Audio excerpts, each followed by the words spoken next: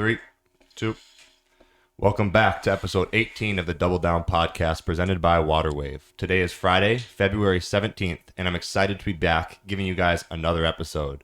We're now on episode 4 of season 2, and we're getting some great feedback and great interaction, and I can't wait to grow the pod with all of you guys. So I just want to say thank you and appreciate you guys' support. Continue to listen, because we're going to have guests on week after week and bring in even great guests every single week. And today's a great episode with another great guest, so I'm excited for you guys to listen to this one. If you're watching on YouTube, you can see that we're back here in the studio. It's been a couple weeks with travel and the holiday season, but we're excited to be back here in the studio in Minneapolis, coming to you guys live from Waterwave. But first, before we get into this interview, we're going to head into the Double Down weekly wrap-up. So I had mentioned last week to you guys that I had a doctor's appointment coming up. So I had my 7-month doctor's appointment checkup last week. Got really good news from the doctor. I'm at about 86% comparison from my left knee to my right knee, in terms of the leg in general, all the muscles and that kind of stuff. And I feel like I'm in a really good place. I'm on the 4th week of sprinting. So actually yesterday was my first time sprinting. Felt really good. Legs been feeling really good. And I actually started kind of getting on the court, a little bit for the past couple weeks.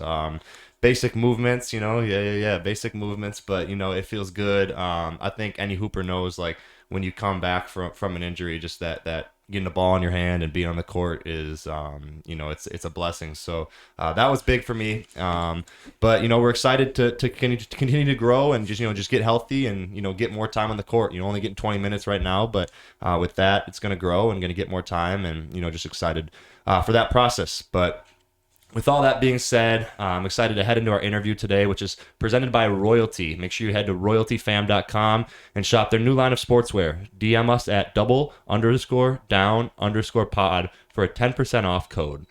Now let's get into our interview. Today's guest is a former top 50 high school recruit. The 4-star went on to an illustrious career at the University of Minnesota, where he was eventually named a third-team All-American. He went on to become the 33rd overall pick in the 2020 NBA draft and is now a current member of the WindyCity Bulls, a personal friend of mine and a friend of the podcast, Daniel Oturu. Hey.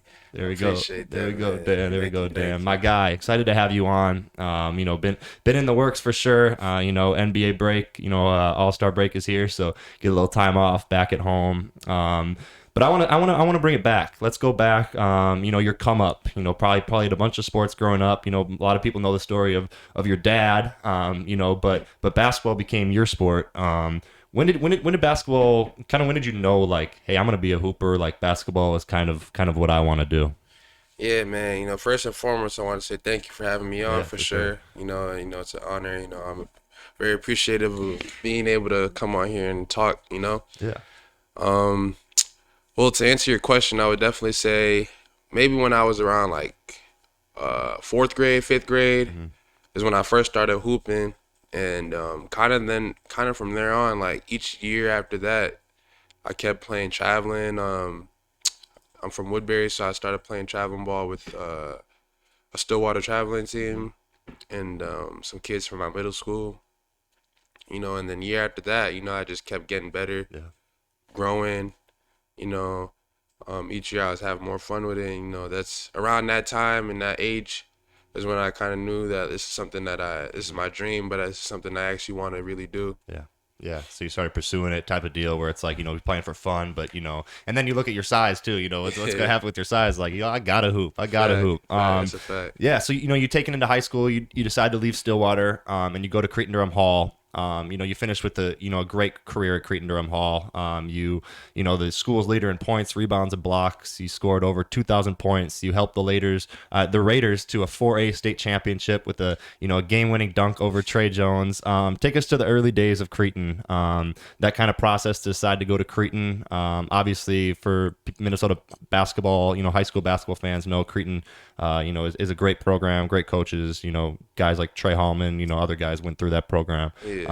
Take us kind of through that decision to go to Cretin and why you think it was the best for your development. Honestly, it all started when I was in 8th grade when I went to the high school state tournament. I saw You know, if I'm being honest, I ain't never heard of Cretan before I got Yeah. to that state tournament game when they played Lakeville North and JP McCura. Yeah. I watched that game with two of my buddies, and I just seen the atmosphere of that game, and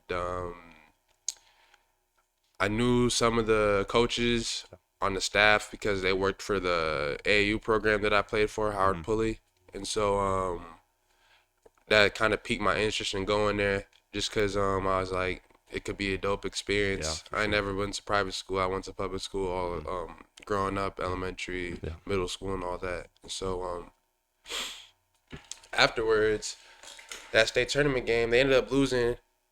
And I was talking to my parents about it. I'm like, I want to shadow because they have a shadow program. So, like, Yeah. you can go and you follow a student around your age for a day and you eat lunch with them. You go to their classes, you know, you meet their friends, Yeah. a bunch of stuff. And so I wanted to take a shadow day. And I can't remember who I shadowed, but when I ended up shadowing, it was a really like fun time. Like I saw the school, it was cool. It's a smaller school, like it's a big school as in like building size, but student population is probably like a little under 1,000 kids. So like that's a little different from a typical high school where you have probably a couple thousand plus. And I like that feel of like how small it was, and so I ended up applying and I got accepted in, and so that's pretty much how I ended up going to Cretan. Yeah, yeah, and I mean, obviously, it ended up being probably a great decision for you. You know, Yeah, for we sure. we mentioned that that state championship run. You actually had just a crazy play at the buzzer. I remember it like like it was yesterday. I was watching that game.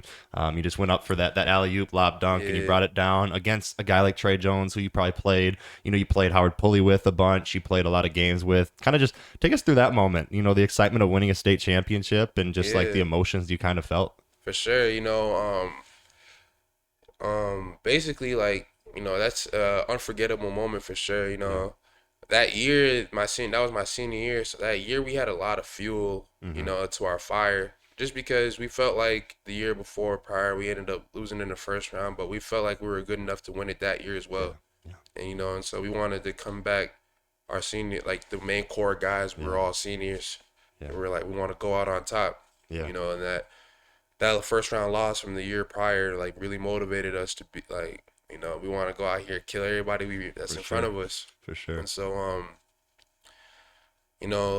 talking about that specific play, it kind of like is a blur to me a little bit because we had drew up a complete different play, Oh, really? and the play got broken because the inbounds pass was tipped. And so fortunately enough, my teammate Cy Chapman was able to get the loose ball and outlet it to my point guard, Ryan Larson. And Right. Ryan is super fast. One of the fastest dudes, man. Yeah, super fast guard for sure. And he literally got down the court so quick, and that his decision to throw the lob is really, I feel like everybody knows the dunk, blah blah blah, but his play to be able to mentally have that focus of like he's open and I could toss it to him and he can dunk it. Like that play goes really underrated because if him not having that recognition, we don't win the state championship. Yeah, for sure. I mean, obviously, a guy like you can catch lobs in different positions, but also you Yeah. got to deliver an on time and an accurate pass. Fact. And you look at a guy like Ryan, who's now at Charleston, who's having a great year. His development was unbelievable as a player, and For a sure, guy for that sure. when I was at Northern, I remember our coaches wanted Ryan really bad. As a D2 guy, Yeah. and now he's now he's on a top 25 team in the country. Starting and, point guard. Yeah, starting point guard for Charleston. It's like he makes that kind of play, and it's like you go and win a championship off that play. Literally, Yeah, like, it's exciting. His efforts on that play are definitely go underrated, but not by me though. You I got your guy recognize it. for Yeah, it's sure. my You got your guy sure. for sure. Obviously your senior year, ended with a bang. But kind of take us through your recruiting process. Yeah. Obviously you were top 50 recruit, 4-star. Recruited by a lot of schools. Kind of take us through your process. Probably started sophomore year. Yeah, like for sure, freshman sophomore year, I started getting letters from schools. Them little recruitment letters. Oh, yeah. Yep. They don't really mean nothing, but Showing a little love. Yeah, it's definitely a little nice to like you hear from a school that you're like, man, I watch these guys on TV. Yep. And they send me a letter. recognizing my game a little bit. And so, you know, I would say around freshman year, sophomore year, I started getting letters and stuff. And then I would say towards the end of my sophomore year, I want to say around like June. I can't remember what year that is, but I had got my first official offer from the University of Northern Iowa. Okay. And that was pretty cool to me because growing up, I used to go to their team camps all the time. My AAU team, we used to play at their team camp, the UNI team camp. And so I was like, man, that's cool as hell. Like, they've been obviously watching me since I was since I was probably like 7th grade. Yeah. And now they're giving me a scholarship offer. And so that first offer gave me a sigh of relief, kind of like, man, now I have a sense of direction. Yeah. You know? And so like it only motivated me to even work even harder because I knew that like where I wanted to end up ultimately was coming to school here. And so I felt like in order for me to have an opportunity to play in the Big Ten and play for my home state, I had to get a lot better. Yeah, for sure. So yeah, you know, you talk about that trajectory, you know, as a player, but I feel like in the back of your mind, you kind of knew, like, you kind of wanted to go to Minnesota. You know, was that kind of a process that you felt as well? For sure, I've always wanted to be a Gopher for sure. You know, just because I'm a homebody. Yeah. I'm a guy that's lived here my entire life pretty much, and I like the environment here. I like the people here. I like the opportunity to play basketball on a stage like that is very hard to pass up.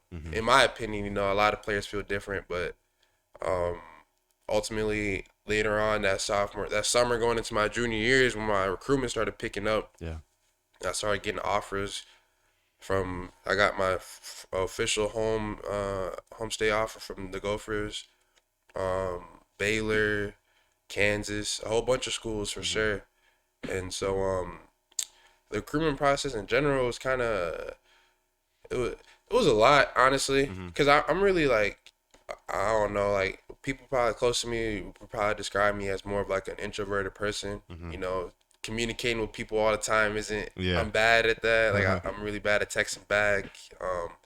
And that's part of like, you know, as you went through the recruitment process as well, like always having to be on the phone with the coach. It's overwhelming sometimes. Yeah, it gets overwhelming for sure. And so like I took maybe like one visit. That was to Nebraska. Okay. That was an unofficial visit too. So took a visit to Nebraska, and by that time I probably had like 5 or 6 different offers from like pretty big schools, honestly. Other than Northern Iowa, it was like Minnesota, Kansas, Baylor, Nebraska, all Power 5 conferences.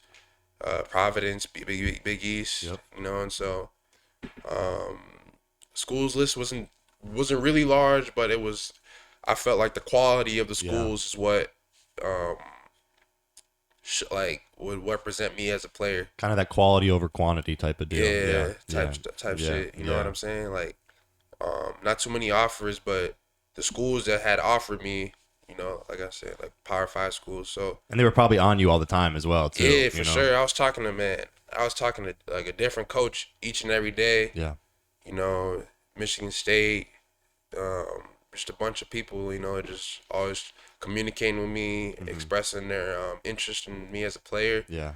You know, and so ultimately looking back, it was a really fun experience. You know, at the time it didn't feel fun just because it was really overwhelming. It's stressful. Yeah. It's stressful for sure. But, you know, looking back, it's like, it's dope. You know, you only get to go through it once in your life. Yeah. Did that make it harder or easier for you to know that you wanted to go to Minnesota with all the, you know, the love that you got? It made it easier, you know, because I'm really close with Amir Coffey and Jarvis Johnson, who were already students and players here on campus at the U. And so I was always hanging out with them, talking to them, especially when I would have like I would come visit here all the time, like come to games all the time, and I would kick it with them after the games and stuff like that. So like throughout high school, I already felt like I was already on the team. Yeah. Like I was already on the team. I knew pretty much everybody. Like I knew like my freshman year, I would know everybody on the team already. Yeah. And Eric Curry, a guy that I got really close with too. Yep. That's my buddy. And those guys, they made me feel part of the fam already. Yeah. And so that's what made my like decision even easier. Like, not to take any visits to anywhere else because I already knew where I kind of wanted to go. Yeah. And so when it came down to it, I think I committed to the U like middle of my junior season. Okay. So like pretty early for like a Really, decision. really early. Yeah. And so that's what made it easy for me. I'm like, man, and not only that, like the coaches too, like Ben Johnson, and I don't did Ed coach you? Ed didn't coach me. He left the year I was here, but I've heard really great things about Ed Coach Conroy. Shout out to Ed Conroy, man, and that's a really beautiful family, good people. Ed, his wife, Hunt. You got Hunt there too. The Saints fan himself. Saints fan himself, Yeah, but you know for sure, beautiful family for sure. Ed and Coach Ed and Ben like recruited me really heavily. They would always show up to my school, because I think Creighton Durham high school campus is probably like 15 minutes from campus right here. in St. Paul. Yep. Yeah, right in St. Paul, and so they recruited me really heavily. I was talking to them. I was talking to them more than any coach, from any staff, outside of the U, and so they made it really easy.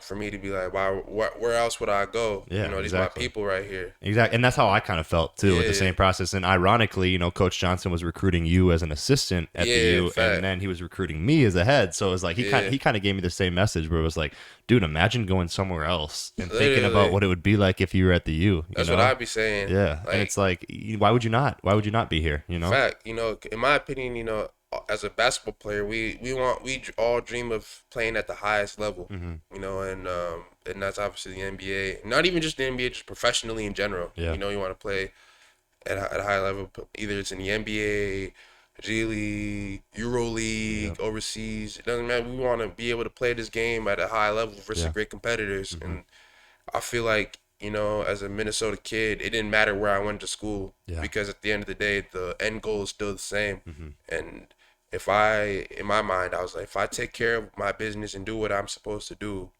regardless of where I'm playing at, I can reach my end goal. Yeah, for sure. And you're able to do that obviously through the University of Minnesota. And me as a Minnesota fan, thank you for coming to the U because you made it fun for me to watch. Just watching your development as a player was phenomenal. Just the way, you obviously had a great freshman year, but the way that you turned into your sophomore year and just became a prolific scorer at the elbow, in the post, blocking shots. It was just fun to watch. But we talk about your freshman year, headed into your freshman year.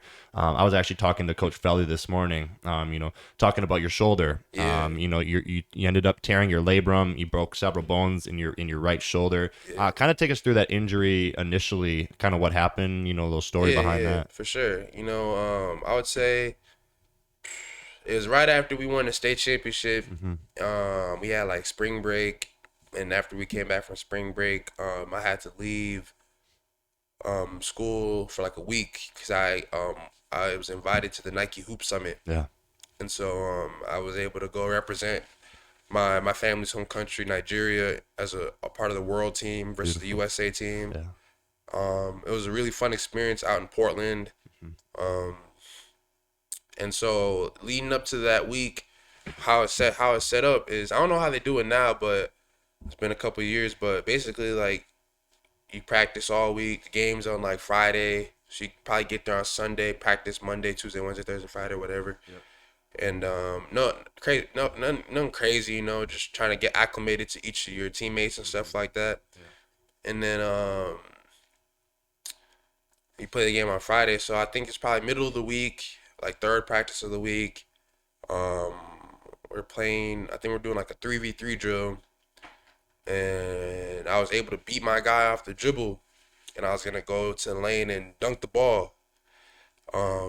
Big fella on my team, what's his name again? He played at Oregon. I think he's still playing there. Yeah, still playing there. He had a monster dunk earlier in the year this year. And Folly Dante, that's his name. Okay, here you go. You got it. Yeah.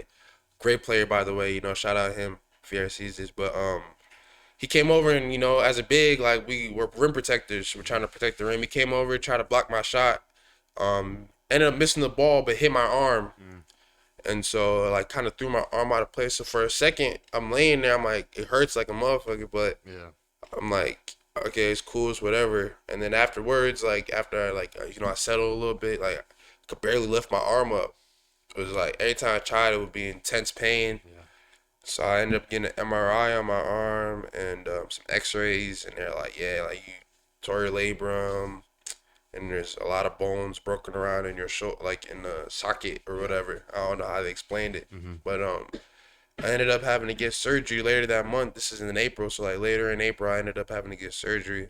Um, and it sucked for sure because I think in May is when I graduated from school, and so like I moved into campus in June, and by this time like I've been in this, after I had surgery, I go through surgery. Surgery.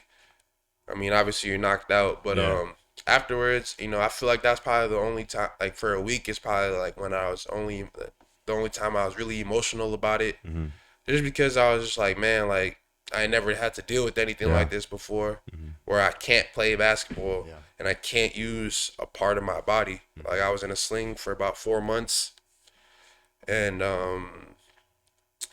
I could only use my left hand for things. And even in basketball, anybody that's played with me will make jokes about how I never use my left. Yeah. But so it was very difficult trying to do things like hold my phone. Mm-hmm. I could barely play video games, and I love video games. Yeah. Um, couldn't do anything really. And then after that week, 2 week period, and then finishing out my high school year, my senior year of high school, and then moving on to campus. I think once I got to campus is when I started to feel real good again. Yeah. Just because I was around my guys like Gabe and Jarvis who came in with me as freshmen, who are also Minnesota guys, Yeah. and I was able to, they were able to help me. They like their presence lifted up my spirit. Yeah. Being able to meet Marcus Carr Yeah. and um, having to this day a great relationship with that guy. Um, and being around them dudes, helped me get over my injury. Because I saw how hard they were working. In a weight room on a court. During the like Yeah. the summer workouts and stuff like that. That only motivated me harder. Through my rehab to get back into the my form and heal my speed up the healing process. I could help get back and help my guys. Yeah, no, for sure. And I think, me and Isaiah obviously both hurt right now, but we kind of, go through the same thing. When you're a part of a team, Yeah. when you see other people working, not only do you want to get better for yourself, but you want to get better so you can help those guys, Fact. And I think that's the true testament of a real competitor, is a guy that, puts himself aside and is like, hey, how can I help myself out in order to help the team out, and we talk a lot about, when you're going through, the shitty dog days of cardio, like taking your mind off yourself Yeah. and putting it on your teammates. And then, that's able to, take you a little bit farther, and you're able to go a little bit farther. But, you talk about those dog days of surgery, and, oftentimes as basketball players, we find so much solace in just like having a basketball in our hands, just Yeah. like being able to, do something physical, That's a fact. That's a and fact. it was taken away from you. How were you kind of able to, obviously not, get over it, but how are you able to kind of like deal with those tough mental days? Was there anything that you leaned on specifically that helped you out? My parents are ordained ministers at a church that they helped open about 15, 20 years ago. Mm-hmm. And so like I was raised in a church. I was raised by people. My parents are prayerful people. Yeah. And so just leaning back into my religion and my belief in Christ and God. Just praying each and every day of just guidance and just or like just continued strength to push through. Yeah. Like you talk about them dog days. Like I tore my labrum. They had me doing Ultra G. You got the Ultra G machine Oh, in there for still? sure. Yeah, for like sure. I'm doing Ultra G. I'm sitting here like, why am I doing Ultra G when my injuries on my upper body? Like days like that. Just like understanding that this is all part of the process and Yeah. just staying prayed up and pushing through is really what helped me. Yeah. And ultimately, I was able to the time frame of when they said I would be able to play fully Mm-hmm. was a lot shorter, just because like I put in a lot of work with our trainer, Yeah. Ben Fells. Yep. He helped me, each and every day I came in doing the little band thing. Yep. Yep. Um, What do they call that yellow? you know what I'm talking about? The Yeah. yellow like thing. Yeah. That's like a It's like a wing. flex. The Like, baseball players use it a yeah, lot. Yeah, yeah. yeah. I We're doing can't this remember hand what it's motion. We called. got to pause, but Yeah, pause that. But some like a bunch of stuff, and being able to just have the mindset of like just keep pushing, yeah, for just sure. keep going, And I think that's like a thing in life in general too. Like, like as human beings, we're gonna go through mood swings. Not every day is gonna be rainbows and sunshine, No, but for sure. like the idea of just, just trying to push through each and every day, being better than you were the day before Yeah. is the idea and the ideology. I think that helped me For out. sure. Yeah, and you said the word process too, which is a word that a lot of people on the pod use. And you mentioned the process, in turn made the recovery shorter, so Yeah. it's less about worrying about the final product, but, indulging yourself in the process every single day and allowing that to, bring the timetable down. I Yeah, talked fact. I talked to Coach Feldy this morning actually, kind of about your injury, and he mentioned he's like, it's one of the dudes that just could put on muscle mass so fast, and a dude that just like, you obviously you hurt your shoulder, so you can't do anything, upper body wise, but once you're finally able to do that, you were able to put that, Yeah. strength on, in the Fact. weight room, and it's a testament to hard work. Yeah, Coach Feldy, he helped me a lot too for sure. Cause I think I came in like probably like a little over 200 pounds, like, and ever since I left school, like to this day, I think I'm around like 235. I've always fluctuated between 235 and 240. Yeah, Like, yeah. oh, that's my car key. Sorry about that. But No, you put on that strength. You know what I'm yeah, saying? You're not a high schooler no more. You're yeah, you're for in the Big sure. Ten. You know. Yeah, you got like playing in the Big Ten. Like anybody knows this that's around college hoops knows it's a big league, Yeah. and so like, guys gonna come in looking like they 35 when Yep. they're really like 19, 20, Yep. 21. And so the work in the weight room with Coach Feldy, really helped, and I really benefited from that for sure. Yeah. No, and yeah, exactly. You're in a spot where it's like, what is my freshman year gonna look like? I Yeah, just tore my labrum out in Portland. Like I want to come in and make an impact on a really solid team. You got yeah. a great recruiting class with Minnesota guys like Jarv and Gabe, and was anybody else in that class? I want to miss nobody in that class. You could technically say Marcus Carr and Yeah, Peyton Marcus. Willis Yeah, were, true, but they true. were red shirts, and because they transferred in. But regardless, you got a lot of talent coming into the gym Yeah, that year, and you guys yeah. want to do a special thing. You end up being ready for your freshman year. You played in 35 games. You started 31 of those games. You led the team in blocks with 46. You also led the team in field goal percentage at 55.1%. You ranked second in rebounding with 7 and third in scoring with 10.8. Kind of take us through, obviously, a solid freshman year. But you were left off the all Big Ten freshman team. Yeah. Something where you've cited that motivated kind of the next year. Kind of take us through that year, and then going into that summer, not making the at the end of the day rankings or whatever, awards or whatever, but being disrespected like that. You kind of take that personally. For Kind of sure. take us through that process. Like I definitely took that personally because I felt like, I had a really good freshman year. I had a good enough year to make the all freshman team. Yeah. On top of that, my team was a successful team. Yeah. Went to the second round of the NCAA tournament. Mm-hmm.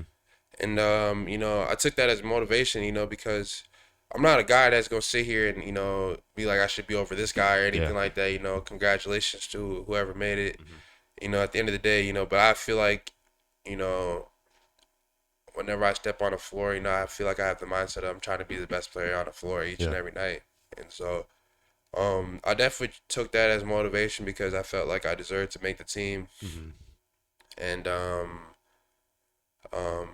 that summer going into my second year, I made it. Like made up my mind that like I'm gonna show people why they messed up for not putting me on that team. And so that was part of my motivation for sure. My second year in school. Yeah, going back on that freshman year, like I said, mentioned 31 starts, which is not a very common thing for a freshman in the Big Ten to start over 30 games. How was your mindset going into the season? Because obviously you just got off an injury. You're a freshman in the Big Ten. What were you kind of thinking, as a player, but also like as a dude, is like, hey, this is a grind. Yeah, honestly, man, like my mindset going in was like I felt like I was good enough to be a starter. For sure. Especially because like I wasn't even like when I had my original injury, they said like the doctor said I wouldn't be able to play till like December, Oh wow. and that's like right around Big Ten play start, Yeah. and I think I was able to start in October, Wow. so like a couple months ahead of schedule, but ultimately I felt like once I was able to practice fully and do stuff with the team, I was like, man, like I can show why I can be a starter, Hmm. and some things contributed to that for sure. Like we had some early injuries, to some of our other bigs. Like EC had Yep. knee problems, and Mott Stockman was hurt a little bit. Big Mott's. Yeah, fact. Shout out Mott, man. And so that contributed to it as well. Being kind of like having to be like you have to kind of Yeah. play. Yeah. But like not only with that, like, I felt mentally prepared. Like I was ready to play as well. Yeah. Like I was confident in my You abilities. seized that opportunity kind of deal. Yeah, Yeah, for like sure. I knew like if I was given the opportunity to play, that I'm gonna make the most of it. Yeah. And so I think like what contributed to me being able to start over 30 games that's my freshman year was me showing that I belong. Yeah, for sure. And you Yeah, definitely did. You talk about a team that had a lot of success that freshman year. Actually, ironically enough, I don't know if you remember it, but you guys did your selection show. It was a bunch of Gopher fans. I was actually there that day. yeah. I don't know if you remember that or not, but I was with one of my friends' dad as a regent. Hmm. So I was actually there, just kind of behind you guys in the team, watching you on selection Sunday Yeah, with the team. Kind of take us through. A lot of people don't get to experience March Madness, man. I've never gotten to man. experience. A lot of guys haven't. Kind of take us through that process and the excitement, and it's obviously one of the biggest events in all of sports. So Fact, fact, fact. take us through that. Man, thinking back to it, man, it's kind of like a surreal moment, Yeah. because it's like you said, like it's a big event Hmm. in all the sports, not just basketball fans. Like, I feel like everybody at all ages. Like, I remember doing brackets when I was in middle school, For sure. like tournament brackets and stuff like that. And for some reason, it's so funny. Like I feel like I'm a basketball fan. Hmm. Like I appreciate basketball players like all over, man. Like I'm a fan of a lot of guys. And the memory, a young memory of March Madness that sticks out to me is 2013, the run Trey Burke had in the Yeah. tournament with That Michigan Michigan, team for the sure. Michigan team. I think that also contributed to me wanting to play in the Big Ten as well. Wow. Just watching guys like that all throughout that year. And that when I always think about March Madness, I don't know why that memory sticks out to me.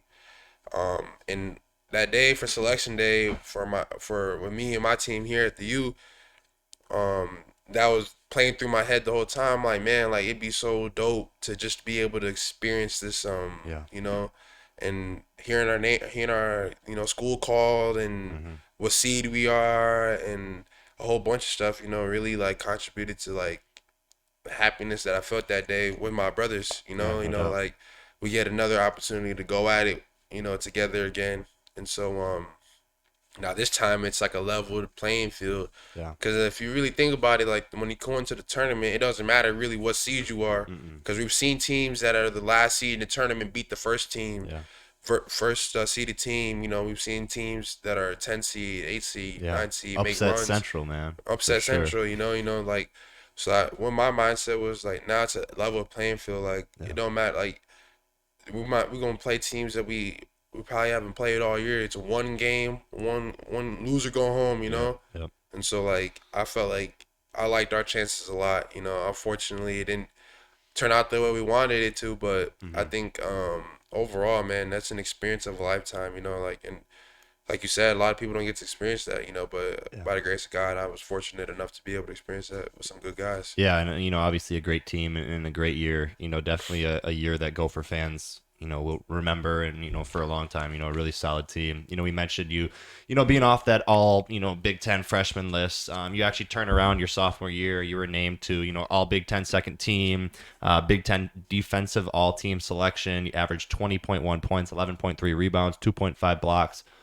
What was the biggest part of that summer that allowed you to take that next step into your game? Man, I think definitely a couple things. I always like we talked about Coach Feldy earlier. Hmm. I added more strength that year, that summer. Um, And then working on me being a floor spacer, you Yeah. know, being able to shoot the three ball. I think that's what contributed to it a lot, you Yeah. know, because I felt like I had good skill off with the ball too. Like I was Sure. able to take guys off the dribble, you know, drive to the basket, you know, play in the elbow area a lot, you know, shoot the mid range jump shot, you know, and so I think one thing that goes underrated, I think one thing that flies under the radar is confidence. For sure. You know, a lot of players don't have the confidence to, you know, do certain things on the floor, you know, and there could be a lot of things contributing to that, you know, maybe you're scared of your coach taking you out Mm-hmm. or like you missing a shot, you know, at the end of the day, nobody's ever going to go 25 for 25 from the Never. field. Never. So you got to, like, in my mind, I was like, if I start shooting threes this upcoming season, like, I have to be okay with when I miss. Oh yeah, for sure. And so I think that's what helped me, like, understanding that I'm not going to make them all. Yeah. But if I can show that I can space the floor at a high level, that'll open up my game completely. Yeah, it takes your game to a new level. Where'd you find that confidence? Is it something you just looked within? You're like, hey, let's do this thing, or was it, A little was bit of that, and then also just my teammates. You yeah, know, that whole summer, like in practice, my coaches, like mm-hmm. we would play 5-on-5 and do stuff as a team. Like I was always shooting, knocking down threes. You Yep. know, and my teammates were like, you know, they Keep were shooting that keep mug. shooting it. Yeah. Like you know what I'm saying? Like you can do it. Yeah. Like don't hold it back. You Mm-hmm. know, and my head coach, Coach Patino at the time, you know, like he really encouraged me to, you know, by all means, bro, Take it take it, for you know, sure. like at the end of the day, like um my staff and my teammates kind of enabled me and gave me that confidence of like we know what you can do, like just Yeah. go out there and play your game. Yeah, no, it's such a beautiful thing too when you're a part of, and that's what makes team sports so fun. You're a Fact. part of a team that allows you to be the best version of yourself. And Yeah. you were a guy in high school who was so dominant down low that you didn't really have to space it. Yeah, But then fact. when you take it to your next level, it's like, okay, I'm planning on going to the league. Mhm. What am I going to have to do as a 6'10", 6'11" guy that needs to stretch the floor, Nah, for and real. you find confidence from your teammates, and that makes it, even better. We talk about the year you had with, 20 and 11, 20 and 12. What point in that season did you know that this was the last year and I'm headed to the NBA draft? Was it, during the season? Was it postseason? Kind of when did that click in your head? It was. I definitely think it was. You know, like you know, as you go out through the year, you hear like a bunch of Yeah. like you hear things, you see things, you All see the posts, rumblings on all the Twitter and rumblings all and that. stuff Yeah. like that. You know, and I never let any of that really get to my head. You know, Good. I would definitely say like I don't think I ever talked about this with anybody, but I would definitely say the moment where I felt like it was time for me to leave. You know, was um after the Big Ten tournament. You Yeah. know, I went home. You know, cause Was this when COVID? this is when COVID Okay. hit, Yep. and Yep. so COVID shut down um a season, and I ended up, you know, I was home for a while. You know, I was training, Yeah. just working out. And I just felt like, you know, like I felt like this is the best opportunity for me to, you know, to really start my journey of being a Yeah. professional basketball player. Yeah. You know, obviously making the NBA is a goal, but it's not the end goal. It's Mm-mm. not what you want in the end. You want to play in the league. Yeah. You want to be able to play this game till you're 35, 40. Yeah. Like Braun, man. Like Brian, for real, Yeah. man, he's special. For sure. And so, I would definitely say around that time, you know, being home, understanding that, like, man, like, being confident in myself and just like I could take this next jump, For you sure. know, and not um wanting to, you know, make a decision where it's like, man, I should have did this instead, you Mm-hmm. know, like I don't want to live my life with any Yeah. regrets. So, you know, I was like, man, you know, like forget it, like I'm gonna leave, you know, Yeah. just because I feel like I had a great year, Yeah. You you know, did. good enough year to get my name called. For sure. You know what I'm saying? And you don't with COVID and how I was looking at that time, bro. The uncertainty was too. It Yeah. was too.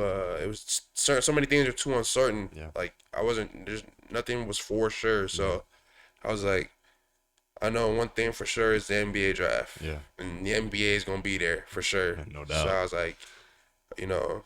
I didn't know like there was so many talks of like the upcoming season being Yeah. canceled and Because they were preparing to cancel the football season, football all season. that, so Yeah, it's so like, I what's was going to just happen? like, man, like I'm not trying to have like because like teams in the league, like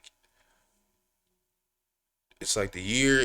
I don't want there to be a year where I didn't play ball. Yeah, You know. for sure. And the NBA is not going to shut down. Yeah, NBA is going fact. to run whatever they got to They'll run. figure it out. Yeah, for sure. Because it's a lot of money going to Way that too league. much money. Yeah, way too much money. You talk about making that decision. Obviously, it's a tough one.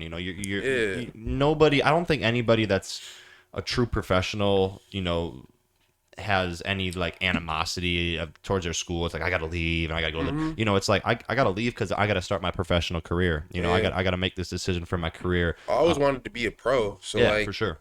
after that second year, I was like, man, like it's my best college year. I'll definitely declare it for sure. Yeah. And I heard great feedback from teams as well. Like Yeah. when you declare, there's like a test or like there's like you can get feedback from teams on where they think you'll end up in the draft or whatever. Yeah.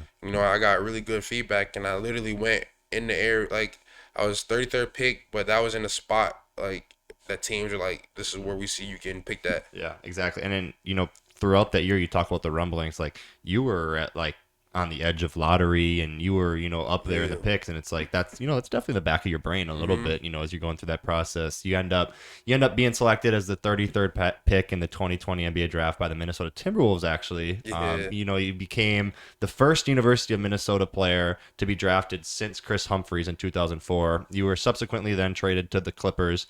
Kind of take us through that crazy process. Like, hey, I'm going to stay home, but dang, now I'm going to LA, but like, hey, it's LA. So like, that's cool too. Yeah, fact. Take us through those emotions. Shit, so basically like draft night, like once they announced the pick, whatever, like my agent, they call like I think you get a call before, For like sure.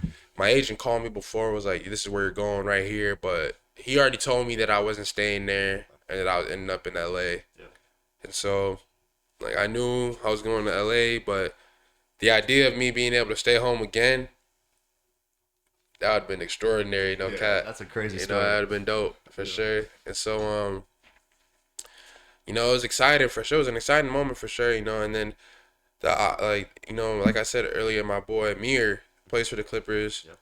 He was already out there, and so I was like, man, like I'm about to be teammates with my boy again, For sure. out in LA. Like I think I've probably been to LA maybe one time before that. I think I went to Kobe Bryant's training facility out in Thousand Oaks. So that technically even is in LA, but Yeah.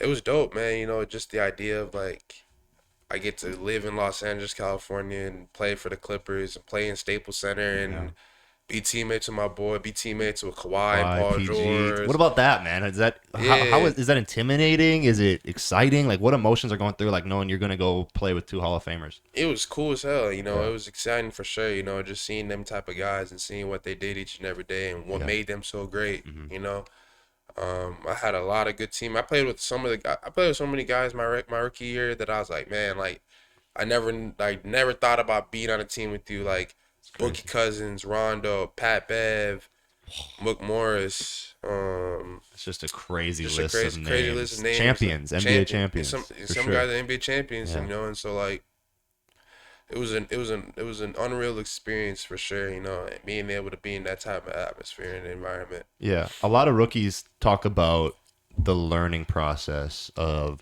learning your NBA routine. You don't got to go to school anymore, so you got to figure out, I'm gonna do this at this time. JJ Redick talks a lot about on his podcast about like you don't have to you don't have to work, like you don't have to do more, but it's just like you got to prioritize your time, and you got to, because you're out, you've always been a professional the way you approached your workouts. Obviously it's why you got to that level, but prioritizing your time, was there a moment that you took from any of those guys, or a moment, or a memory that made you realize like, hey, this is what it takes to be in the league? Yeah, I definitely think being a routine is what's needed. Like you said, you don't go to school anymore. Yeah. And it's just like, for me, I was living out there on my own for a little while, and then so figuring out like what you have going on each and every day. Obviously they have the time slot for practice and lifts and stuff like that. But like, it's like, what are you doing before? What are you doing after? And just making sure that you're getting your work in is what's really important. Trying to better yourself each and every day. Yeah. That's what's really important. I feel like the grind never stops. You know, like it don't matter if you're not playing at all. If you're playing, guys, are doing something each and every day to be better for the next day. For sure. Yeah, and you talked about, that list of guys, that, are on the roster, NBA vets. You eventually got to play in 30 games with the Clippers. Do you have a welcome to the NBA moment? Do you have a moment where you're like, damn, these guys are good?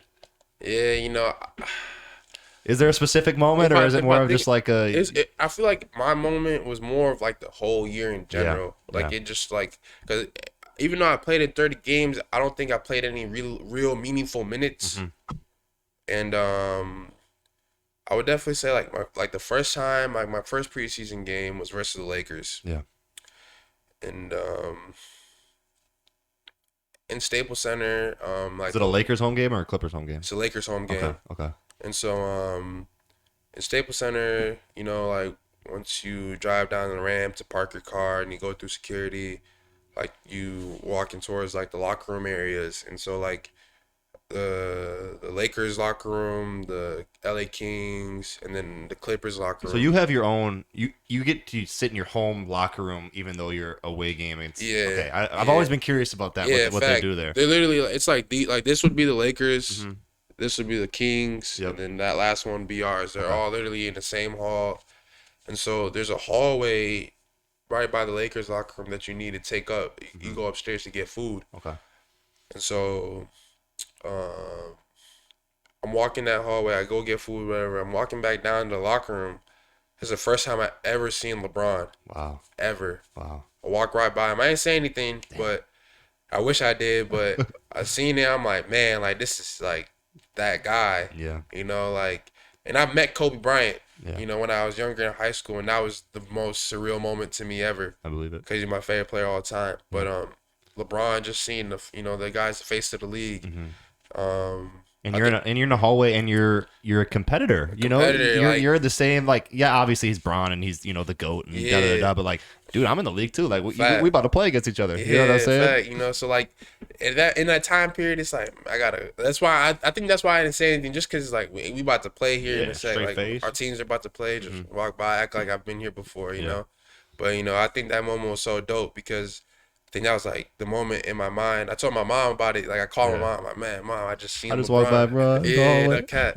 And so I think that just that moment was a more of like, wow, like you're really here, bro. Like, keep going. Like, for do sure. it for yourself and do it for your fam. For sure. Yeah, that's a special moment. Obviously people that know me know that I'm like the biggest LeBron fan in the world. And so like, that moment would have been I don't even know. I don't know if I'd be able to I'd be like collapse in that hallway. I'd be trying to put on that tough guy face, but like it's crazy. It's LeBron James. So it's like, is it true that he walks around with like 2 personal bodyguards at all time? Is that cap? I don't really know as far as that. Yeah, he was with probably I think one other guy. Yeah. Or like a team representative. Yeah. Or something. Gotcha. Well, you end up being traded to the Grizzlies August 16th of 2021. They eventually waive you, and then you were signed by the Bulls, waived again. You joined the WindyCity Bulls. The NBA is, it's a business. It's a cruel world out there. Kind of take us through that process. Being, you go from LA to Memphis to Chicago. Like, how does that affect one, physically, but also, mentally as a hooper? I definitely won't lie. It sucked for sure. Yeah. It was very disappointing. Because I didn't feel like I felt like I just never had the real chance to really show what I could really do. Yeah. For the Clips, but as time went on, I eventually got over it, and shifted my focus, just you have to, just getting better. And so I ended up in Chicago, ended up getting waived by the Bulls and signing with the WindyCity Bulls under Exhibit 10. And then these last couple of years with the WindyCity team has been definitely interesting, but definitely I think a learning curve that I needed to go over. For sure. Just because like there was a lot of things in my game and not even just basketball related, but just outside of basketball that I needed to hone in on and get better at. And I think being in Windy City has really taught me a lot. About really understanding what the grind is. Like There's guys in the G that have been in the G for 5, 6 years, Yeah. grinding just for literally a 10-day trying to contract. get 3 NBA games. Try to Yeah, prove literally trying to themselves. prove themselves. Yeah. So like when you think about but people outside of basketball that don't really understand like what the G League is like, man, like the G League is tough. Whew, there's some hoopers in the G League. Man, the G League, I think the G League is insane low key. Yeah, it is. You don't get paid as much money as NBA guys for sure, but ultimately, like there's some really good guys. Like my team in particular, like the G League leading scorers in my team, Carlik Jones, and Oh, he's tough, man. he's insane. Point guard, just great overall basketball player. Can shoot it, can take you off the dribble, can finish at the rim, Yeah. plays hard. Yeah, no, it's so much talent, and I played against a named Trevor Hudgens. I don't know if you know the name. He's with the Rockets G League. He's insane too. Yeah, He's really good too. Yeah, he ended my career at Northern in the Sweet 16 with just a nasty combo move, 3 at the buzzer. I was standing underneath the hoop and I just saw it go in. I'm like, shit. Man. The moment he hit that, I'm like, yeah, that dude's gonna be a leaguer for sure. For And sure. I was watching him last night. He hit a couple threes against the Thunder in the Rockets game. But you just talk about dudes that are just like waiting for that opportunity. It's a grind. Everybody sure. down there is trying to, like, the thing about it that makes it so difficult is everybody in G all have the same goal, and it's to make a roster, it's to make a team. And so, like, it's amplified even more when guys are thrust into a spot where it's like you're playing in a gym that got maybe 15 people in it in middle of like Fort Wayne, Indiana, or something like that, or like you're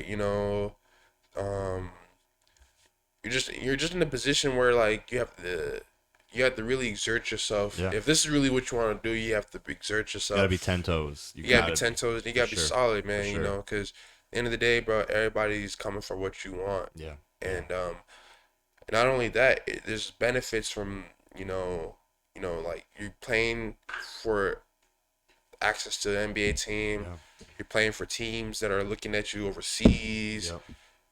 Just in general, it's a whole culmination of things. But like, I think as the years will go on, I think people will start understanding more and more about the G League and understand that like this is real basketball. And this is some serious shit right here. Yeah, no, for sure. And it's on ESPN Plus a lot too. So if anybody's listening, you get a second, like turn that thing on. It's just hoops. See Man. some great it's basketball. more hoops. It's just more hoops. More hoops. Yeah. You see great players. Yeah, for guys.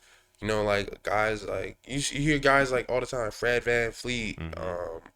A bunch of guys and players that are solidified names in the NBA all had to go through that G League grind as well. Yeah, no doubt. And you talk about going through that grind and just continuing to be blessed in the position that you're in. Obviously you're gonna have a lot more basketball in your future. Do you have any plans when those the ball stops bouncing? Do you have anything like, hey, I want to do this? I want to is there any plans for your future? Or are you kind of more living in the moment and just trying to get better every single day now? Man, I think for right now I'm just really living in the moment. Yeah. Just understand. Like I'm only 23. Yeah, you're younger. You're younger than me, man. You're younger than me. And so just understanding that like I'm trying to take it day by day. Yeah. It's a process. Just like I say, a process. I'm just trying to be better than I was the day before. Each and every day. And just ultimately, I feel like as time goes on, I'll continue to try to figure out what I would want to do outside of basketball when I'm done playing.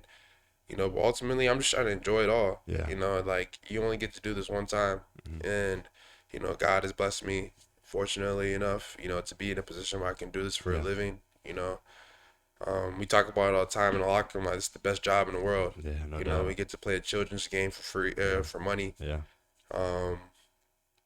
Not a lot of people have that experience or the opportunities to do that. Yeah, for and sure. it makes me like even more grateful because so many people would dream to be in a position like I am in, Yeah. and many other players are in, and so it makes you never want to take it for granted.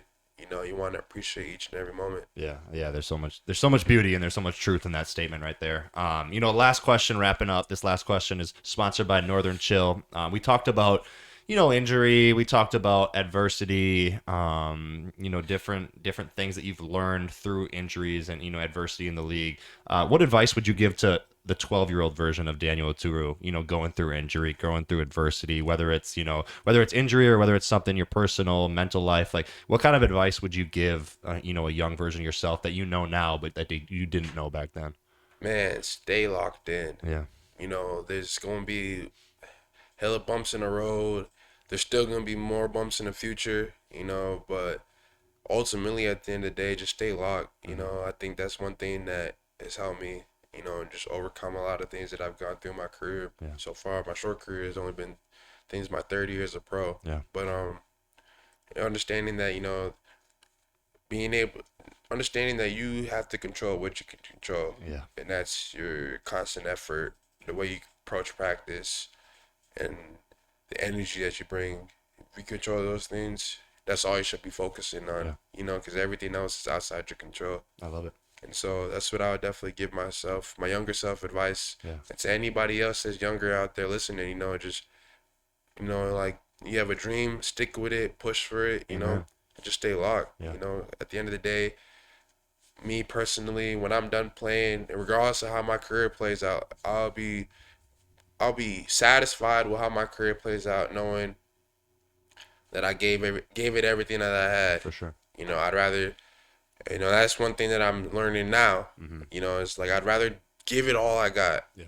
And if I still come up short, you know, regardless in that whatever area, I'm fine with it. You know, because I tried my hardest. It's all you can control. Yeah, you don't want to sit there and have any regrets or be like, damn, I should did this better, or I could have did this better, and I was tweaking. You know what I'm saying? Yeah. No, that's great advice. That's great advice. Dan, we appreciate you coming on the pod. You've been an awesome guest. Make sure you guys turn those notifications on. You get ready for the pod coming on Friday and every Friday. You know, Dan, we appreciate you coming on, taking your time to meet with me here and, you know, talk a little bit about your life and your career. Nah, man, I appreciate you having me on. For sure, it's been dope. Yes, sir. It's been Parker Fox and Daniel Oturu with the Double Down Podcast, and we're out. Peace.